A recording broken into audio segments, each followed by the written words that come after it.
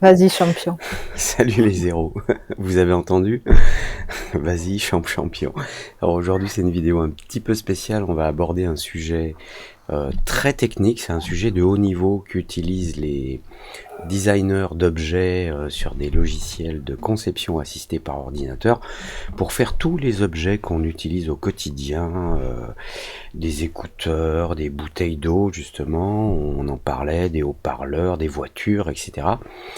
Et c'est un système qui permet de savoir si nos surfaces sont jolies ou pas. Donc là, je vous le montre vite fait en vidéo. C'est un système de rainurage, on appelle ça du zebra stripe, des rayures de zèbre qui permettent de voir que ici on a exactement le même objet, à droite, à gauche. Celui de gauche, il nous parle trop d'ailleurs. Il nous paraît relativement lisse, la courbure a l'air ok, mais sur le même objet à côté, si on met une texture un peu spéciale, et c'est l'objet de cette vidéo, je vais vous montrer comment on peut appliquer ces textures de réflexion zébra. Et aujourd'hui, j'ai une invitée spéciale qui est Dolores, qui est, vous la voyez là en bas. Bonjour. Bonjour Dolores, ça fait juste une demi-heure qu'on se parle. Hein. Bonjour, on fait comme Bonjour. sur les plateaux de télé. Ouais. Bonjour, bienvenue. Et aujourd'hui, je voulais faire un truc un petit peu interactif parce que vu que c'est un sujet que je pense qui est relativement complexe d'un point de vue Technique. thé- technique et théorique, j'ai demandé à Dolores si elle voulait bien faire cette vidéo avec moi. Comme ça, il y aura une interactivité. Et puis, je suis sûr qu'elle va poser des questions très intéressantes qui vont m'éviter de m'éparpiller dans des détails qui, euh, qui ne devraient pas être au milieu de cette vidéo, et qui risqueraient de durer 2 heures. Et là, je pense qu'elle va m'aider à me concentrer sur le sujet. Alors, Dolores, donc vite fait, je sais pas depuis combien de mois tu me suis sur mon channel YouTube. On va dire, on part sur 4 mois à Allez, peu près. environ. C'est à peu près le moment où j'ai relancé, où je me suis dit, allez, tu retournes parce que tu as besoin d'échanger. Et justement, le besoin d'échanger et tout a fait que on échange, notamment avec Dolores, avec d'autres aussi. Et puis là, merci Dolores, on va essayer de faire ça ensemble. Je vais essayer de vous expliquer et je compte bien sûr sur l'intelligence de Dolores pour me dire, attends, là t'es peut-être allé un petit peu vite, explique-nous ça. Bon, on y va? Allez, Alors, go. là j'ai les mêmes objets, c'est exactement les mêmes, puisque l'autre c'est juste un clone. Alors ça s'appelle pas clone, ça s'appelle une Distance. instance. C'est une instance, donc l'objet de gauche n'a pas de texture, donc il apparaît gris. Et c'est un objet qui est très simple. Voilà. À l'origine, cet objet, c'est voilà, quelques lignes qui vont former une courbe, et on va subdiviser. Ça, vous l'avez déjà vu dans d'autres vidéos que j'ai faites avant. On subdivise, puis on obtient une courbe un peu plus courbe. Et puis on peut subdiviser un petit peu plus. Et plus on subdivise, et plus les courbes sont jolies, on va dire. Et qu'est-ce que c'est que ce truc de ce Zebra Lines là Voilà. Donc on a une certaine quantité de subdivision, et plus on subdivise, et plus c'est joli. Alors, le principe est très très simple en fait, c'est que ce que l'on voit dans les courbes des objets du quotidien, par exemple, enfin surtout sur les voitures, alors là je vais me remettre en plein écran, les voitures, quand vous les regardez à l'extérieur, il y a tous les reflets de l'environnement. Et vous voyez que sur toutes les lignes tendues, des courbes des voitures, etc., il y a des jolis reflets bien courbes, etc. Et c'est le but de ce système de classes d'arrondis que l'on va trier par classe. Il y a des classes qu'on appelle C, B, A, S avec des niveaux à l'intérieur qui peuvent être G0, G1, G2. Je ne vais pas rentrer dans ce détail-là, mais on utilise des outils de conception pour dessiner des pièces. Une fois que les pièces, je vous le dis, ça peut être des bouteilles d'eau, tiens, voilà. Tu te rappelles Oui, alors voilà. justement, Carlos, je me permets de Je t'en t'interrompre. prie, c'est le Donc, but. si je comprends bien cette technique de surface, enfin, De le fait de visualisation. visualisation de lignes, quelque part, c'est dédié à un certain domaine comme la carrosserie, par exemple. Alors, dans la fabrication de pièces qu'on va appeler design, c'est une part essentielle du métier.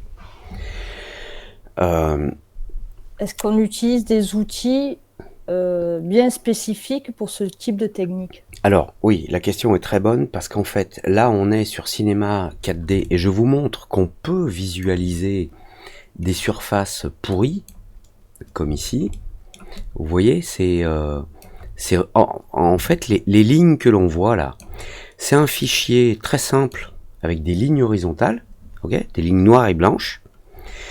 J'applique cette image comme réflexion sur une surface.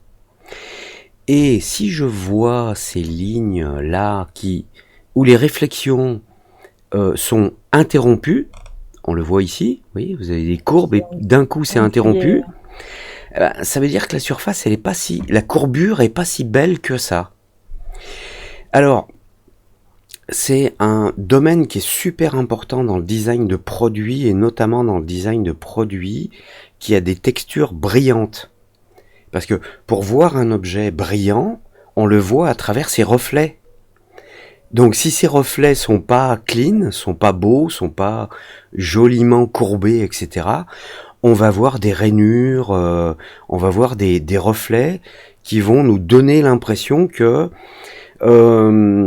c'est pas si beau que ça, quoi, que c'est pas si parfait, j'ai envie de dire. D'accord. Donc là, ce qu'on voit, c'est quelque part, c'est un trompe-l'œil, parce que visuellement parlant, enfin, techniquement parlant, la courbure est bien constituée, mais visuellement parlant, on voit quand même qu'il y a certaines ondulations. Ah ben, si je prends cet objet-là, et on va se mettre en mode lines, ici, lines, et si je sélectionne toutes les lignes, si je fabrique cet objet comme il est là, avec ces lignes oranges, d'un point de vue visuel, on va avoir ces angles. Et si je fabrique un moule qui va fabriquer cet objet, cette pièce, alors, cette pièce, il lui manque un truc, il lui manque une extrusion, puisqu'ici, elle n'a pas d'épaisseur. Alors, je vais juste lui donner une épaisseur, thicken, je vais le mettre dans le thicken. Voilà, les objets, ils ont tous une épaisseur. Si je fabrique cet objet comme il est là, c'est-à-dire que si je prends ce modèle et qu'à partir de ce modèle, je fabrique un moule pour faire, par exemple, une injection plastique de cet objet, ben, les lignes, là, ces angles, on les aura sur notre objet. Donc là, on a une définition qui n'est pas suffisante pour la fabrication. Et quand on va fabriquer cet objet, ce que l'on va avoir, là je vais aller dans le tag Fong et je vais enlever je vais mettre un angle nul et je vais enlever les lignes. Si je fabrique cet objet, s'il a la moindre brillance, il va ressembler à ça. Et en général, ça n'est pas ce que l'on veut. Donc là, on triche parce qu'on ajoute un tag Fong qui va faire un lissage. Alors, le tag Fong, d'habitude, quand on crée un objet, il s'applique, enfin, il est ajouté. Quand on crée un plan, un cube, etc., on a le tag Fong qui est là en haut. Il s'applique par défaut avec un certain angle. Et là, en fait, c'est juste un algorithme qui permet de visualiser et de dire, bon, si d'une face à l'autre, l'angle est inférieur à tant, bah, tu fais un lissage. Si c'est supérieur, c'est une arête. Donc ici, en fait, on est simplement en train de construire un objet dans un logiciel 3D qui va nous permettre de faire des images esthétiques, mais certainement pas des produits que l'on va pouvoir produire. C'est-à-dire que à partir de cette pièce, si je veux designer le moule qui va fabriquer cette pièce, je vais avoir cette arête là, et cette arête, soit je la veux, donc je la laisse, soit je la veux pas, et il va falloir la faire disparaître d'une façon ou d'une autre. Si je veux que le bord de mon tube de crème d'hydratation là soit bien arrondi, et il y a intérêt à ce que ce soit bien arrondi. Donc il faut détailler, rajouter du détail. Et la question se pose de savoir jusqu'à quel point j'ai besoin de détailler en fait. Est-ce que le détail est suffisant ici? Ben non. Si je veux pas de cette ligne là, le détail est loin d'être suffisant. Je t'en prie. Non, c'était au niveau des subdivisions. Pour avoir plus de détails, ça va, il va falloir jouer là-dessus, ou il faut plus travailler l'arrondi de l'angle du tag? Alors, on peut le faire à la main. Donc, si je désactive la subdivision et que je désactive l'épaisseur, voilà la courbe, enfin, les faces que j'ai. Si on regarde de côté, mais le problème c'est c'est difficile à voir parce que les traits sont noirs. Alors attendez, si je fais une sélection comme ça, peut-être, non, il reste noir. Sur mon plan, voilà, comme ça, ici, vous voyez? Là on a cette verticale, là j'ai un certain angle, j'ai un autre angle, et puis là j'ai un angle qui est un petit peu plus aigu que les deux autres. Si cet angle ne me plaît pas et que il n'est pas suffisant d'un point de vue esthétique, que ce soit pour de la fabrication, de la production, ou d'un point de vue visuel, parce que quand on utilise cinéma 4D, c'est pas pour fabriquer des pièces, hein, c'est d'un point de vue visuel. Sauf si on l'utilise pour créer des objets que l'on va fabriquer avec des imprimantes 3D. Là je me dis, ben c'est pas suffisant. Moi effectivement je veux ici avoir une courbe plus faible, on va dire, sur cette zone là. Alors attendez, je vais prendre la sélection ici. Voilà. Ici je vais avoir une certaine courbure ici, c'est-à-dire que là c'est moins courbe, et puis c'est de plus en plus courbe. Vous voyez, il y a une forme d'accélération dans la courbure. Quand j'ajoute la subdivision, alors on voit le trait noir là en dessous. Donc il y a une interpolation qui se fait. J'ai plus de faces, mais j'ai toujours cette ligne. Et la question c'est, est-ce que je la veux ou pas? Si on la veut pas, on peut soit augmenter l'angle dans le tag du Phong pour dire que bah voilà, à partir d'un angle de 38 degrés, ben tu me le lisses. Sur cet objet qui est le même que l'autre, hein, cet objet gris, on a un lissage qui peut nous paraître correct. Et puis si on veut une très très belle image, on retourne dans la subdivision et on augmente la subdivision. Et là c'est vraiment beau, on va dire. Enfin, c'est beau. C'est suffisant pour faire du rendu. Le problème c'est que, voilà, le même objet ici, vous voyez, avec une réflexion zébra, on voit des endroits où on a des courbes et on a des petits angles. Un effet ondulé, oui. Voilà. Je sais pas si on les voit bien, mais on a des petits angles.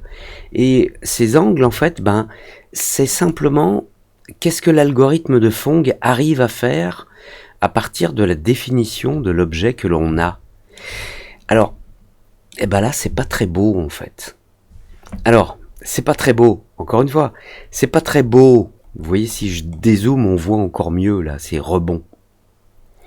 C'est pas très beau si on est en train de fabriquer, enfin, de dessiner la carrosserie d'une voiture qui doit être impeccable. Mais, sur le même objet, là, qui est gris, puisque c'est un clone, c'est une instance, est-ce que d'un point de vue esthétique, pour faire de l'image, c'est suffisant? Eh ben, il se peut que oui. Voilà, il se peut que oui. Alors, moi, quand je vois ça, pour moi, c'est pas suffisant. Donc, j'augmente la subdivision.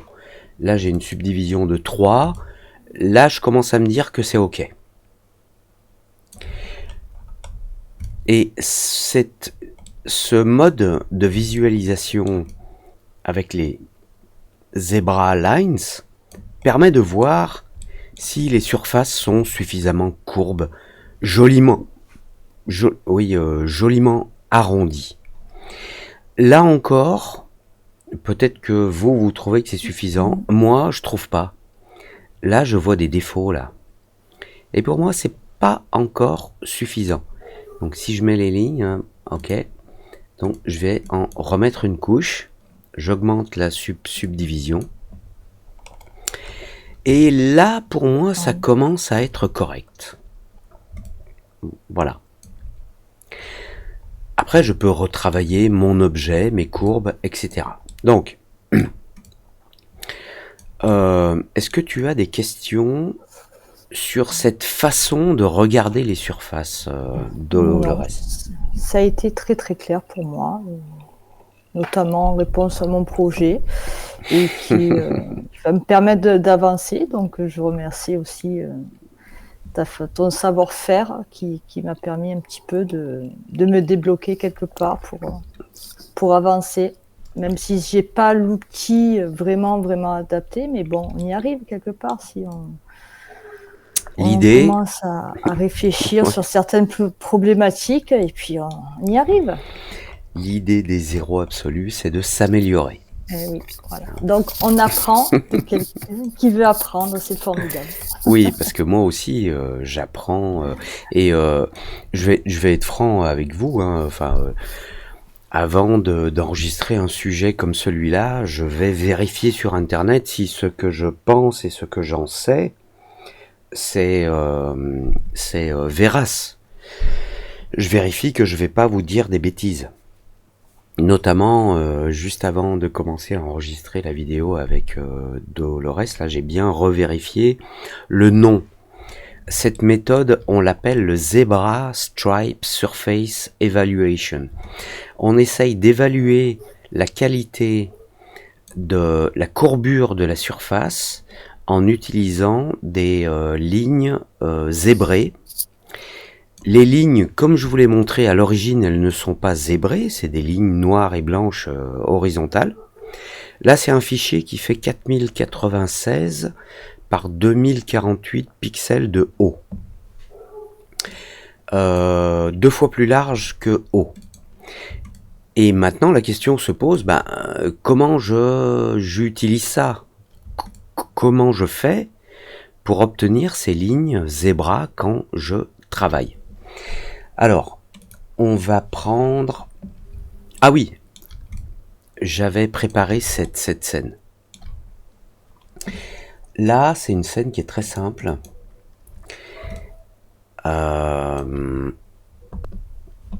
Voilà, alors, j'ai une scène ici où j'ai créé un objet qui est le cumul, le mix de 2 shapes. On a un cercle et on a un rectangle. Et quand j'aligne comme il faut le rectangle sur le cercle là en haut, ce que je voudrais essayer de vous faire comprendre, parce que c'est vraiment pas facile, je le conçois, c'est que si on regarde bien notre objet ici, là en haut, on a cette face qui est horizontale, et puis on a d'autres faces qui sont inclinées, avec un même rayon de courbure. Donc, quand je passe d'une face à une autre, j'ai un certain angle. Je passe d'une face à une autre, j'ai le même angle, le même angle, le même angle, le même angle. Et là, d'un coup, je passe à un angle de 0. C'est-à-dire que, à cet endroit-là, je passe d'une section courbe à une section qui ne l'est plus du tout. Et le problème, c'est que j'y passe d'un coup. D'un coup, c'est-à-dire que c'est pas... ça devient moins courbe. Non, c'est courbe, courbe, courbe, ça ne l'est plus. Et puisque ça ne l'est plus d'un coup, eh bien on obtient cet effet de rupture qui justement sort de la classification des courbures, donc les classes CBAS, où là, si je fabrique cet objet, et même si je reviens sur mon cercle et que j'essaye de rajouter plein de lignes, il n'empêche que là, ici, je vais avoir une rupture. Oui. Ouais. Parce que là, je passe du même angle à un même angle, à un même angle, à un même angle, et plus d'angle, d'un coup. Donc, si on n'a plus d'angle d'un coup, eh bien, on va avoir une rupture. Alors, ici, dans le viewport de Cinema 4D, la rupture, peut-être que vous la voyez un tout petit peu ici, là. Je sais pas. Je sais pas si l'encodage de la vidéo de YouTube va vous permettre de voir que cette face est un peu plus sombre, là, et qu'il y a une ligne. Il y a un trait. Alors, comment on fait pour appliquer un zébra? On va utiliser un matériau très simple. On crée un matériau de base. Donc, est-ce que je peux me permettre de t'interrompre? Au niveau de cette cassure de la courbure, tu nous parles de classe C, B, A, S. Est-ce que ces lettres ont une signification bien précise? Alors oui, ça correspond à des pourcentages de niveau d'exigence quant aux reflets qui vont être obtenus sur les pièces que l'on fabrique. Alors, donc, à la base, c'est dédié pour des pièces métalliques? Ça peut être pas forcément, puisqu'il y a plastique. Un reflet aussi. Voilà. Si le plastique est brillant, et si ça c'est une pièce en plastique brillant, on va le voir, hein, on va prendre... Tiens, tu sais quoi, je vais répondre à ta question en prenant un matériau, donc là qui est clair, blanc. Je vais enlever la je vais prendre la réflectance. Non, je vais aller dans environnement, puisque là on va avoir un reflet, on va dire. Et dans la texture du reflet, je vais mettre... qu'est-ce que je pourrais mettre? J'essaye de me rappeler parce que il y a des vieux shaders qui sont toujours compatibles, mais j'ai oublié leur nom. Alors je vais mettre la vidéo en pause une seconde histoire de les retrouver. Voilà, j'ai retrouvé ce que on faisait sur Cinema 4D durant très longtemps. C'est dans Reflectance, donc je l'active, donc là ça permet de créer une brillance plus ou moins forte. Ben, je sais pas, c'est peut-être un peu petit, mais on le voit un peu là. Et dans ce mode, on a toujours dans le type de réflectance, on a en bas du menu maintenant, je crois que c'est depuis Cinema 4D 2023, on a Reflection Legacy. C'est un héritage, c'est-à-dire c'est le vieux système de réflexion. Et si on l'utilise, on a un mode de réflexion. Donc je vais mettre le matériau sur mon objet. Et il manque un truc. Attendez, je fais une pause express. Bon, voilà, je viens de retrouver mes petits. En fait, dans les nouveaux systèmes de réflectance, alors réflectance et environment, c'est un petit peu ambigu, mais on verra ça une autre fois. Vous avez une réflectance par défaut.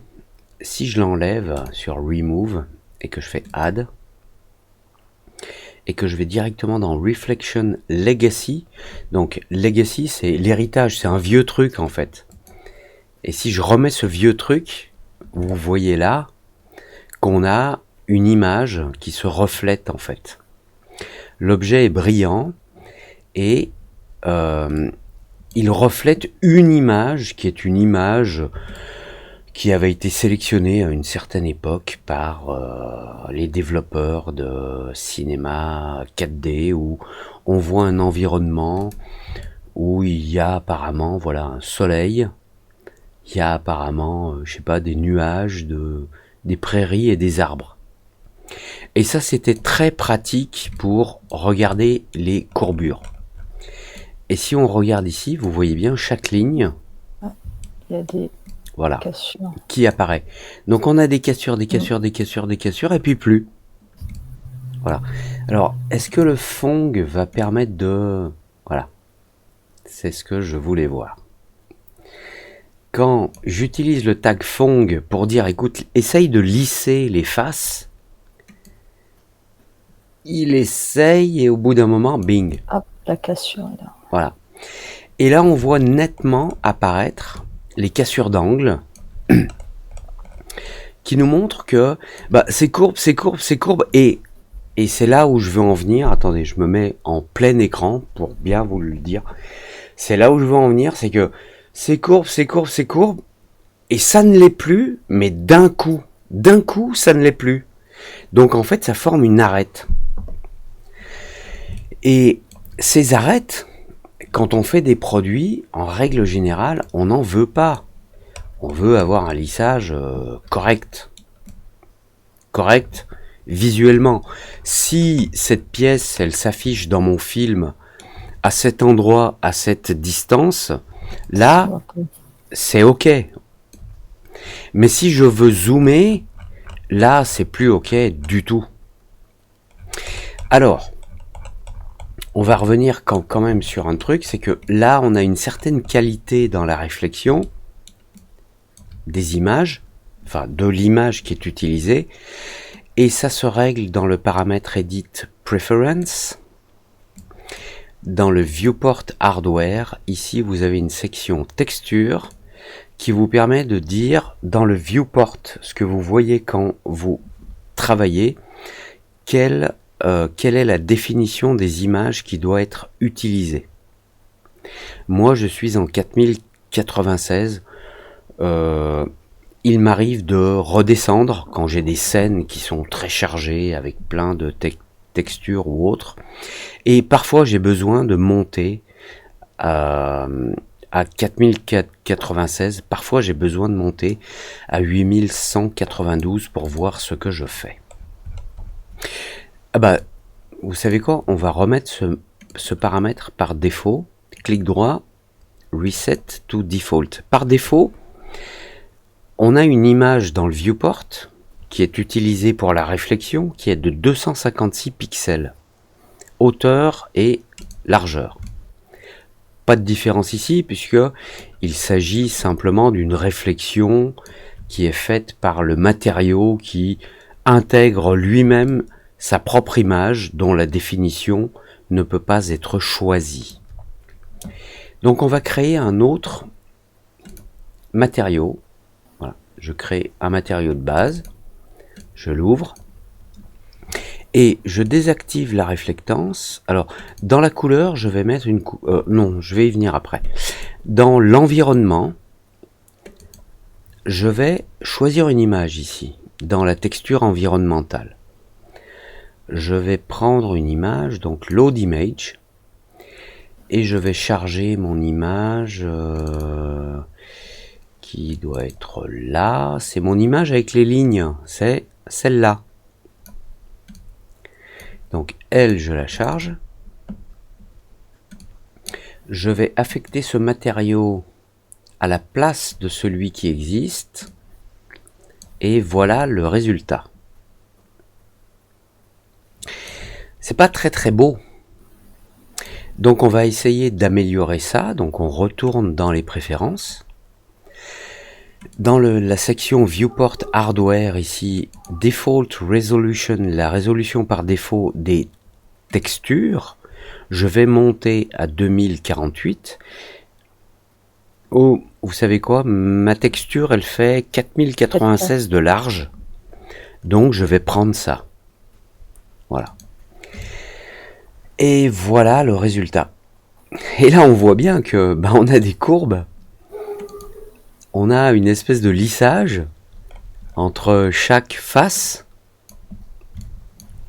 Alors, je vais essayer de zoomer, vous voyez, les faces. Et en fait, on a un saut d'une face à l'autre parce qu'il y a un angle. Et le saut est d'autant plus évident, là en haut, que vous voyez ces courbes-là, elles sont, on a une courbe et d'un coup, pouf, ça part sur un truc qui a un angle qui n'a rien à voir, quoi. Ce qui nous montre bien ici qu'on a une certaine courbure et d'un coup, la courbure, elle est complètement interrompue. Alors, on voit mal le noir et blanc parce que la texture est claire, alors que le reflet, lui, il est noir et blanc. Donc, si j'édite le matériau et que je viens dans la couleur de la texture et que je la rends sombre, noire, voilà, là, on voit mieux. Je reviens sur mon tag Fong, ici. Il y a un paramètre là en bas, Use Age Breaks. C'est-à-dire que si j'ai une ligne, je vais remettre les lignes. Ici, attendez, on va se mettre là. Notre objet est défini avec des lignes. Si dans le tag Fong, on a la fonction Use Age Breaks qui est activée, il considère que s'il y a une ligne, il n'y a pas de lissage à faire. Et s'il ne fait pas de lissage, on obtient ça. Donc si on désactive le Use Age Breaks, ça y est, il arrive à lisser, mais vous le voyez, il arrive à lisser les zones courbes qui ont un certain angle. Un angle qui est indiqué ici. Mais au bout d'un certain angle, là en haut, bing, l'angle change tellement que on voit cette rupture dans les réflexions. Je vais remettre le matériau que j'avais avant. Ici, maintenant que j'ai modifié le tag Fong et que j'ai désactivé le Use Age Breaks, avec le Use Age Breaks, ici, à chaque fois qu'il y a un angle, il y a une rupture du lissage. Si je l'enlève, ça devient lisse. Et quand on regarde là en haut, on se dit que la réflexion, elle est ok, mais vous voyez ce petit trait là? Là, il y a un trait là en haut. Parce qu'on passe d'un certain angle de courbure, d'une face à une autre, qui ont le même angle. Et d'un coup, on se retrouve à un angle. Alors, je sais pas si on le voit mieux là. Tu peux me dire peut-être, Dolores, là, ce trait là? Là, je le vois. Voilà. On a des faces qui ont certains angles, les uns par rapport aux autres, et d'un coup, on se retrouve à zéro. Alors, ça, c'est une façon de le voir, et pour être franc, ici, c'est acceptable. Si Conclusion, je remets... pour une impression pour une impression 3D, d'une pièce. Oh, ça c'est ok. Mais si c'est une partie courbe, tiens, je vais me remettre à l'écran. Si c'est pour une partie courbe, ici c'est un appareil photo. Sur le bord des angles, ici, c'est un petit peu arrondi, mais pas tant que ça. Un petit peu, il y a un biseau. Franchement, c'est tellement petit que ça n'a aucune importance. C'est la matière plastique elle-même, quand on va fabriquer l'objet, qui va se résorber et qui va créer cette courbe un petit peu uniforme. Et on n'aura pas cette arête, puisque quand on fait une injection plastique dans un moule, pour faire des objets en plastique. En métal, c'est un petit peu plus délicat, mais sur la matière plastique, si elle arrive sur une arête de courbure, la matière plastique va se résorber un petit peu et elle va absorber ce défaut. Si c'est de l'impression 3D, on est à des échelles d'impression de 0,2 mm, ou en résine, on est à 0,05. C'est petit, on le verra pas. À la limite, on lisse un peu le truc après et c'est ok. Hop, on revient en plein écran.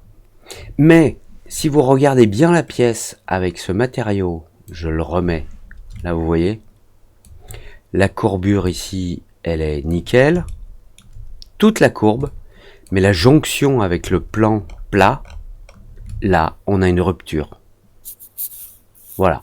Alors, encore une fois, est-ce que cette rupture est un problème esthétique parce que je suis en train de préparer un objet que je vais, sur lequel je vais mettre une texture X, Y, Z pour faire un rendu?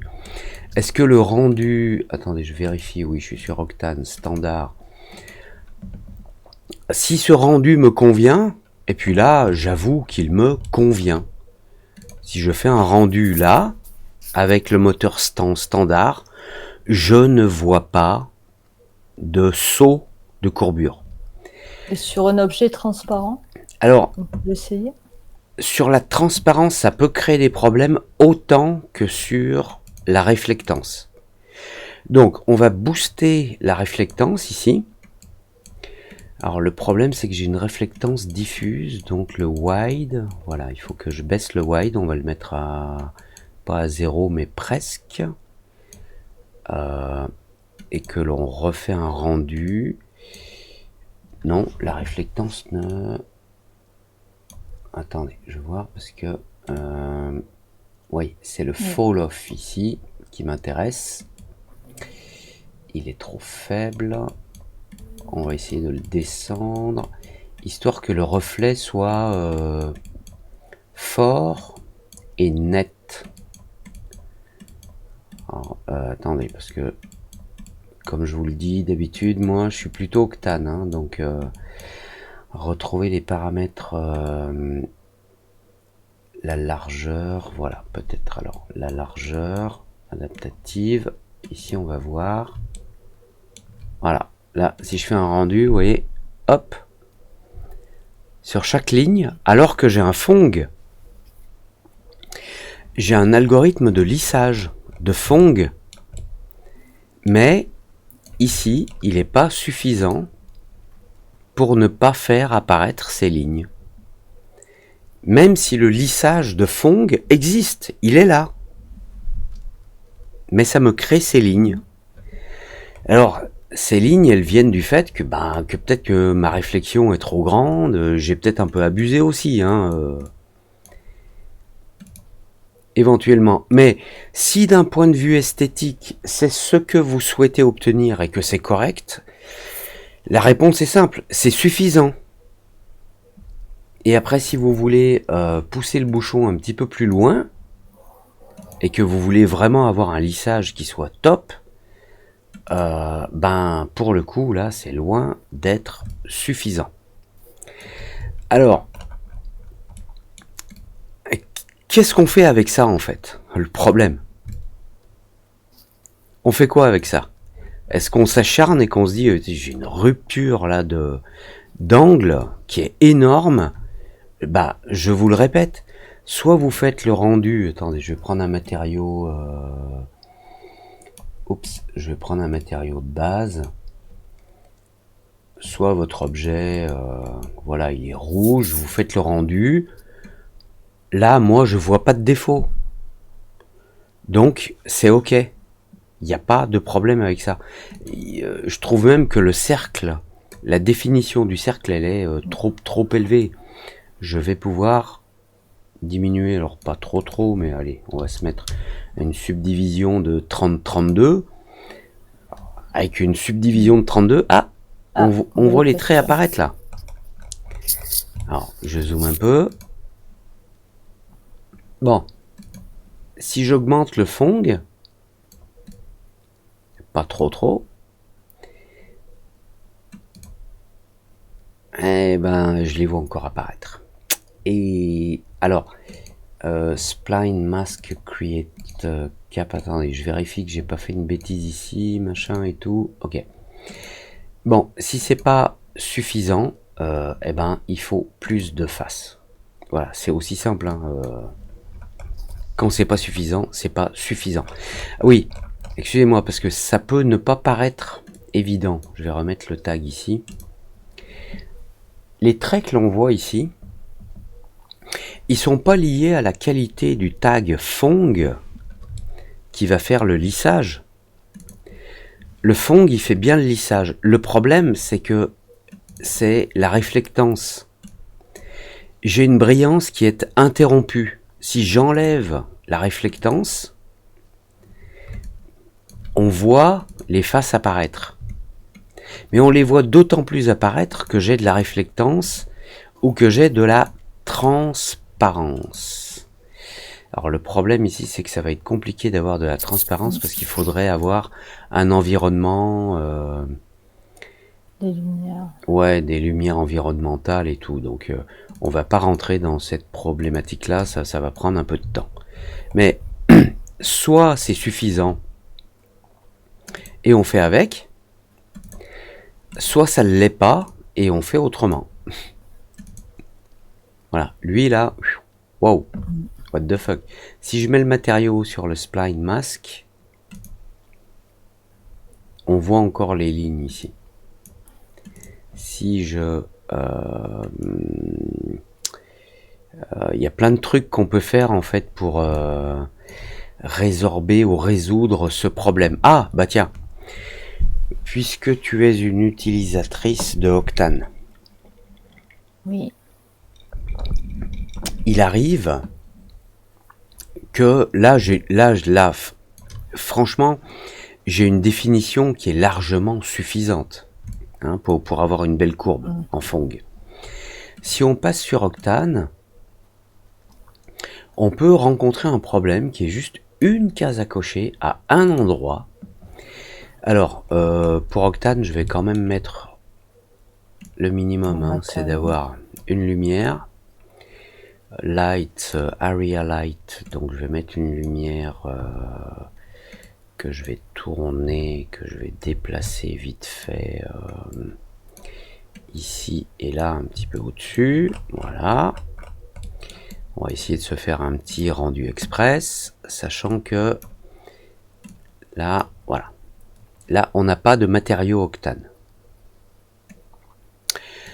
Maintenant, je vais prendre un matériau Octane basique, diffuse, un truc de base que je vais mettre sur mon objet. Je vais mettre là. Je refais un rendu. Alors, je pense que j'ai un problème avec mon fong tag ici. Attendez. Je vais remettre un fong tag. Je sais jamais où c'est. Odeur. Non. Materials. Non. Fong, ici. Modeling. Fong. Voilà. Il est. Je l'active. J'enlève le break ages. Je diminue. Attendez, là je crois que j'ai affaire à un bug. Je vais mettre la vidéo en pause. Bon, alors ce genre de défaut là de lissage, il peut apparaître notamment sur Octane pour plein de raisons. Si je prends une simple sphère, enfin simple, une sphère icosaédron, subdivision 32, je vais juste copier une lumière là, hop, cette lumière ici.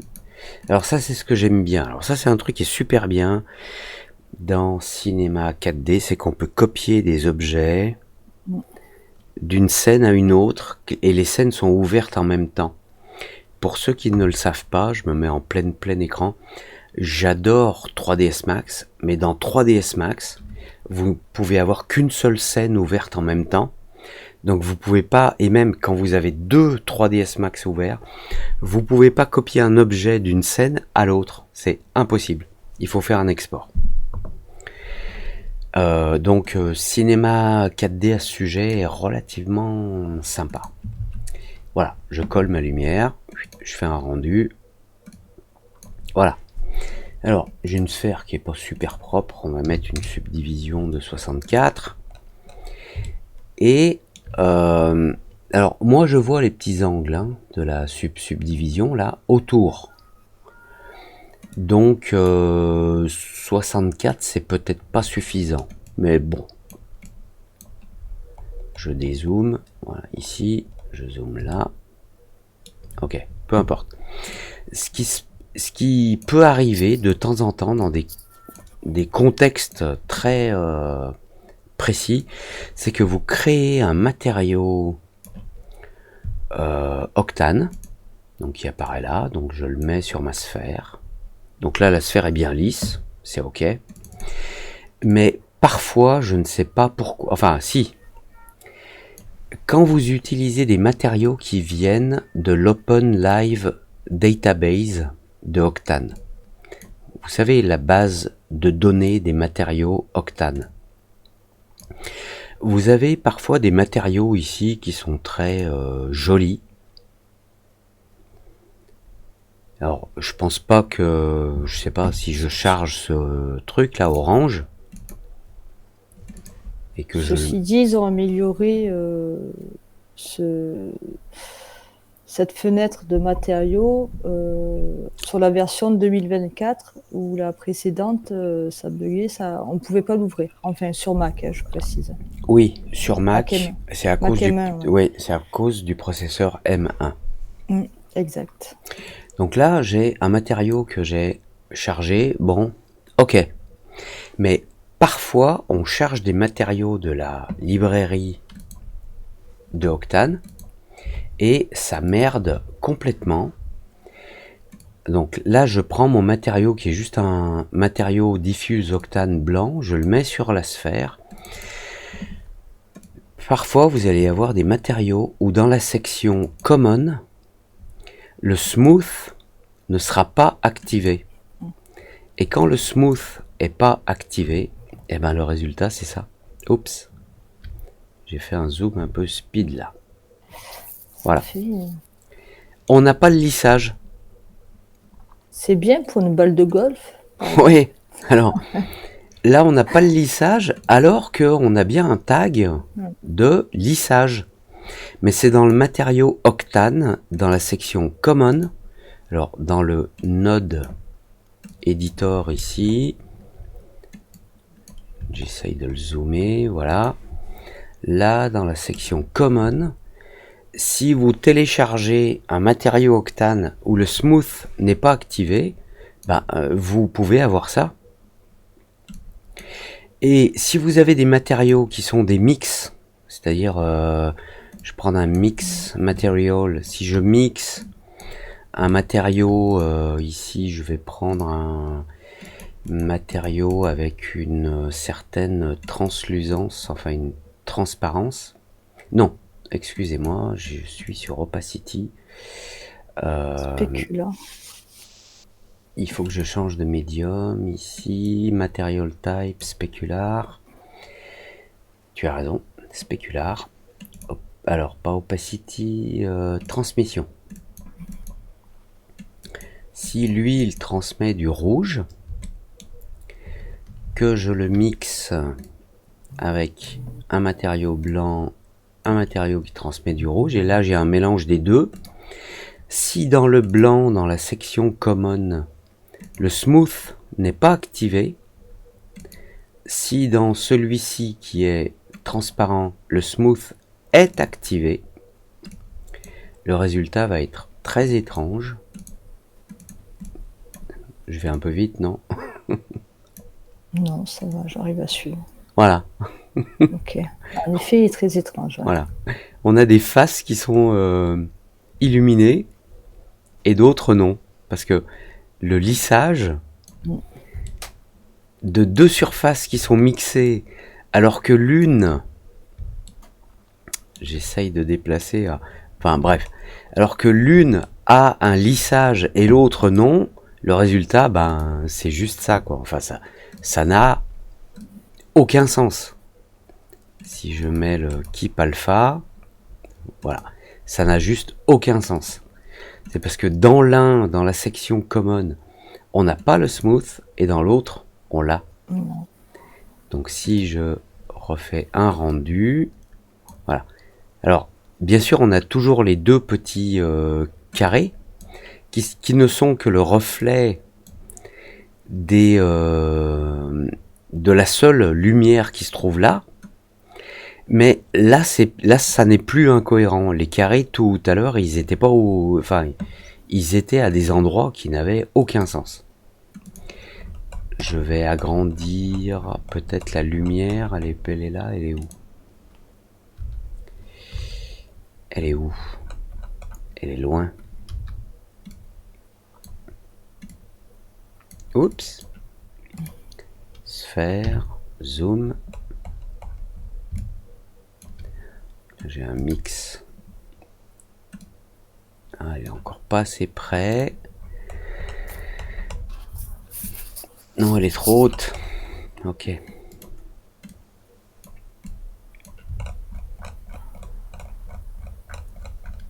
Hop, hop, hop, hop, hop, hop, hop. Voilà. Là, c'est cohérent. On a même un autre... alors ça, c'est un reflet interne qui apparaît là en haut. Où est-ce que j'en étais? Ici, dans le matériau. Dans le mix. Mais là, les deux smooths pour les deux shaders sont activés? Oui. Et si je désactive dans Common le smooth, voilà. Ah, ok. Voilà. Si je désactive le smooth de la partie... Hop là, je zoome trop.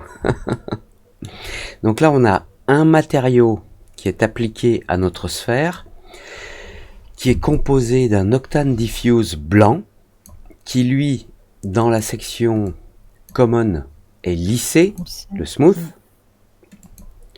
Si je le mixe avec un matériau translucide, alors là on a juste un mixage avec un niveau qui est de 0,5. Si je baisse le niveau à 0, on va avoir plus l'un que l'autre. Ah oui, non, bon, le canal alpha est activé, donc là c'est encore autre chose. Peu importe. On mixe un blanc avec un lissage. Dans la section common, le smooth est activé. On le mixe à 50% avec un matériau translucide qui, pour le coup, lui, dans la section common, le smooth n'est pas activé. Donc il va découper toutes les facettes. Et il ne fait pas de lissage. Et il est très fréquent à mon goût, enfin trop fréquent à mon goût. Je retrouve mon menu ici. Quand on utilise le OpenLiveDB, que l'on charge une texture qui nous paraît jolie ici, et on la charge, on la place sur un objet et on a ces défauts étranges. Et ça vient simplement du fait que l'une des textures dans le mix a le smooth qui n'est pas activé. Quand le smooth n'est pas activé dans Octane, ici, dans la section Common, ça veut dire que le matériau Octane ne va pas lire les informations du tag Fong. Si je le réactive, voilà, tout redevient OK. Voilà, tu vois, là, on est allé se disperser dans des trucs... qui n'ont plus grand chose à voir. Mais au moins la fonction lissage est très claire et complète. Ouais. Alors, ceci dit, oui, je voulais qu'on en parle ensemble. Enfin, je voulais qu'on ait ce truc interactif où toi tu puisses réagir et me dire attends, il se passe quoi ici? Mais c'est exactement ce qu'on faisait au début, c'est ça, quoi. Ouais. C'est-à-dire que, est-ce qu'avec ce matériau zébré, ça veut dire quoi? Et c'est vraiment le sujet. Ça veut dire quoi? Ben, ça veut dire qu'on a une rupture de la courbure ici. Est-ce que c'est important? Est-ce que c'est visible? Tout dépend. Voilà. Quand je vais faire un rendu, est-ce que cette rupture est trop forte? Est-ce qu'il faut que je la diminue, que je l'augmente, que je fasse quelque chose, on va dire? Alors ici, pour limiter cette rupture, vu que notre objet, c'est une extrusion de l'assemblage d'une sphère et d'un carré, je peux éventuellement subdiviser mon carré. Alors ici, je vais le mettre en uniforme. Je vais rajouter un certain nombre de points de subdivision. Je vais en mettre 16. Je vais voir ce que me donne le spline path, le masquage et le résultat final. Et là, ben, on a encore autre chose. Là, on vient de générer d'autres faces ici qui génèrent ce que j'appelle une incongruité. Il y a trop de faces, l'algorithme Phong ne s'en sort pas.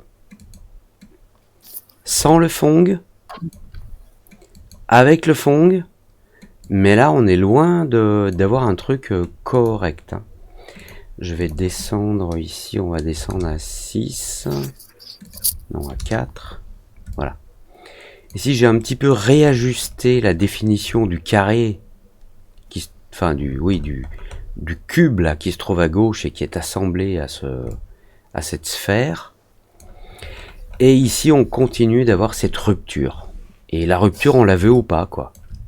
C'est quand même rassurant de comprendre ça dans la mesure où bon, ben, j'ai eu beau essayer d'augmenter les subdivisions pour ce lissage voilà, tu actives le smooth apparemment, ben, le problème il reste apparaît toujours, donc voilà, maintenant on comprend d'où ça vient. Voilà. Il y aura toujours cette problématique. Voilà. Et je pense qu'on a là sur cet élément qui est intéressant. Alors je vais le mettre lui ici, j'enlève le clone. Lui je vais le remettre au centre à 0. Lui pour moi il est correct. Bon, le problème c'est que il peut ne pas être si correct que ça, parce qu'il est tout à fait possible que je voudrais que mon objet soit plat ici. Et si je veux que cet objet soit plat ici, sur cette ligne de rupture, eh bien il va falloir que je subdivise mon plan. Donc là je vais utiliser l'outil Face Subdivision Loop. Ici je vais mettre une boucle. Alors je vais juste enlever le matériau pour qu'on voit ce que on est en train de faire. Voilà, je vais mettre une boucle ici. Et je vais en mettre une ici un petit peu plus loin. Et en plus elle, je vais la sélectionner ici en mode Age, elle. Je vais la déplacer un tout petit peu à l'extérieur, vous voyez? Très très faible. Je la déplace un tout petit peu à l'extérieur. Maintenant si je remets le matériau, là, vous voyez, on a quelque chose de complètement différent. Ici, j'ai ce que j'appelle une surtension. Je suis allé, on va essayer de le voir ici, vous voyez la courbe noire là, le trait noir. Ici, je suis allé un petit peu trop loin. Alors, si je vais en dessous, j'ai une sous-tension. Si je vais plus loin, je peux peut-être arriver à rattraper. Et puis il y a ce trait là aussi qui a son importance. Je peux peut-être l'éloigner un petit peu. Alors là, c'est pas tant le fait que ça part, les courbes elles partent super loin d'un côté puis elles reviennent, il y a un problème. Non, justement, il n'y a pas de problème. C'est assez difficile à croire, Alors, je vais juste remettre l'autre tension. Alors, attendez, je me remets là. Je sélectionne celle-ci. Voilà. Ça n'est pas un problème, puisqu'il y a une continuité. Et je peux zoomer autant que je veux, c'est continu. Et puisque c'est continu, ça me signale simplement qu'ici il y a un angle plus ou moins fort. Hop, hop, hop, hop. Ici il y a un angle, mais en fait c'est un angle courbe.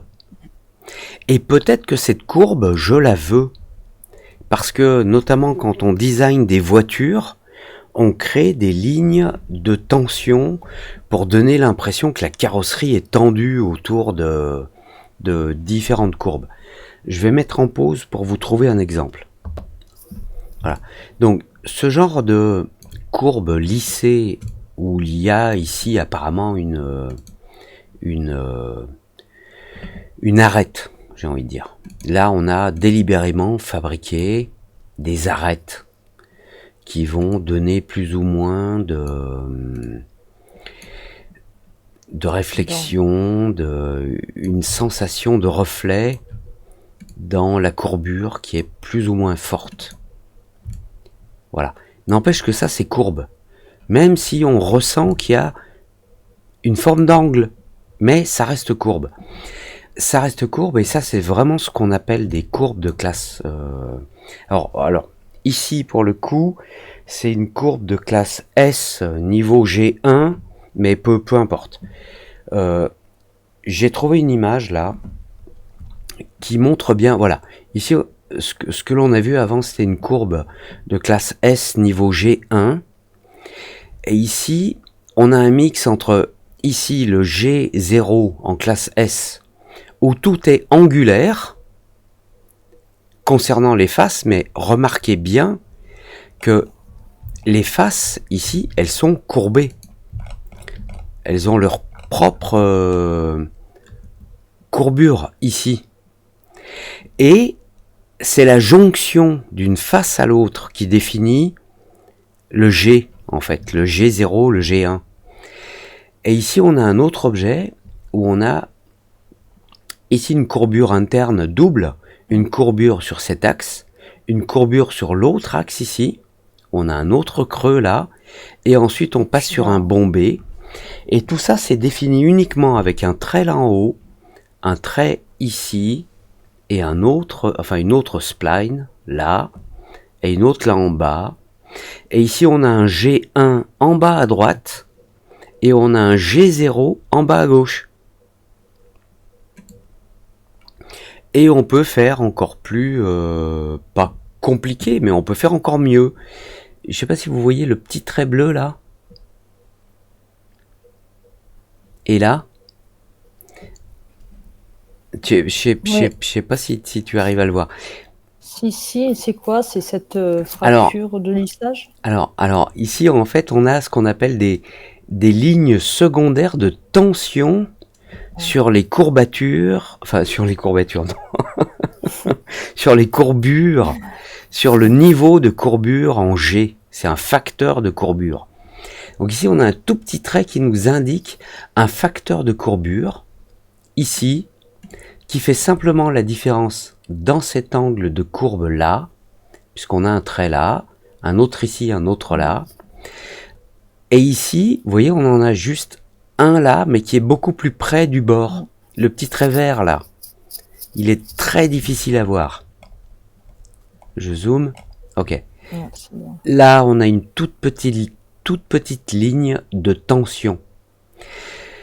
Cette ligne de tension ici, elle est plus près de ce bord là en haut à droite que celle-ci là, qui est plus éloignée. Et en décalant les courbes de tension, ici, voilà, ici, on a une courbe, une ligne de tension qui est beaucoup plus proche du bord, donc elle vient se rapprocher de cette position G2 ici, et donc on a automatiquement la création d'un G1 qui est une courbe de tension intermédiaire. Alors, oui, c'est pas évident de voir précisément les différences entre les courbes, mais la seule façon de voir les différences entre ces différentes surfaces, en fait, si vous regardez bien, ce sont les reflets. Là, on a un reflet qui est intermédiaire. Là, on a un reflet qui est légèrement plus haut. Et là, on a un reflet qui est encore plus haut.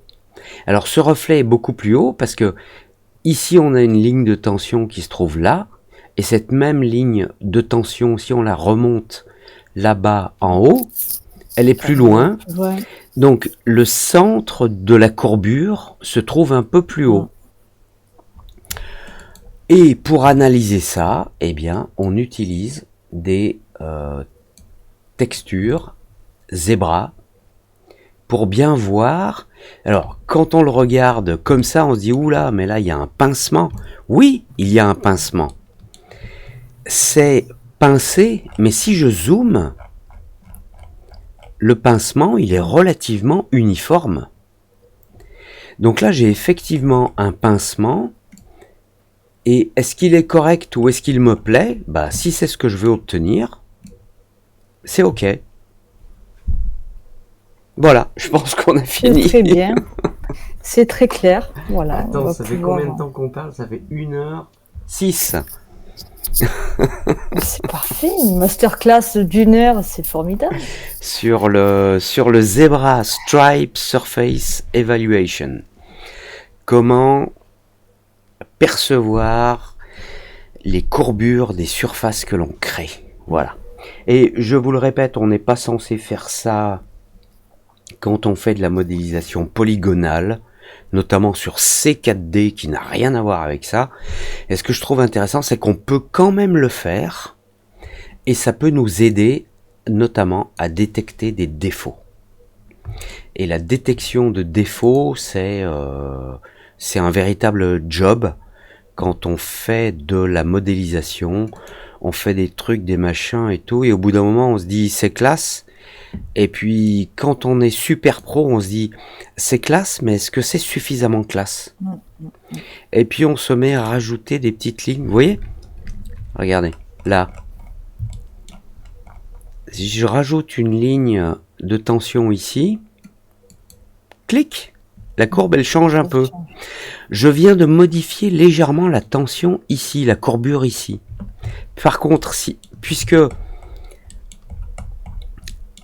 cette ligne est horizontale par rapport à l'autre là, si j'en mets une là au milieu, on voit rien.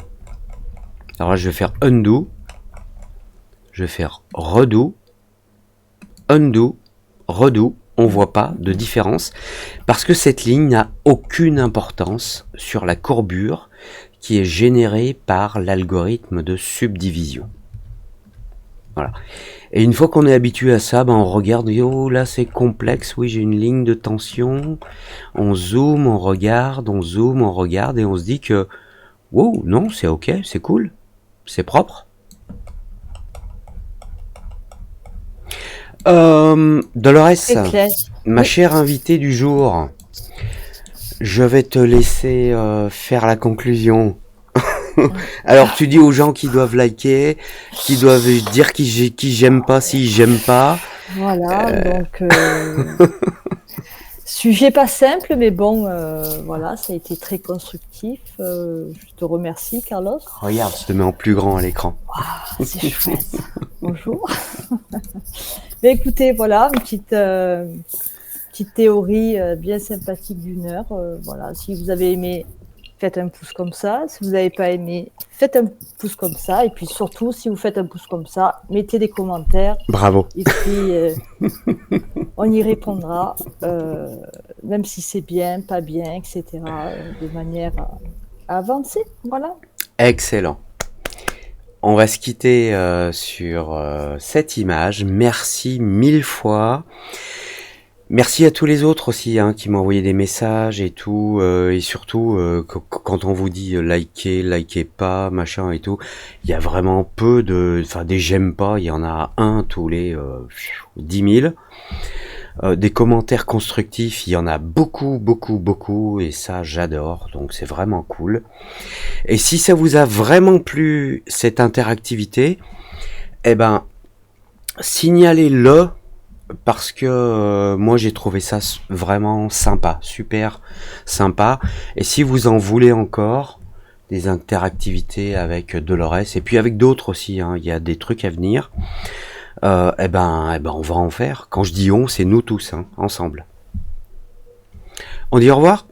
Au revoir. Non, moi je suis en petit dans le coin, tu sais. Je fais... Allez, à très vite. Ciao. Ciao. Salut les zéros, on dit. Salut les zéros.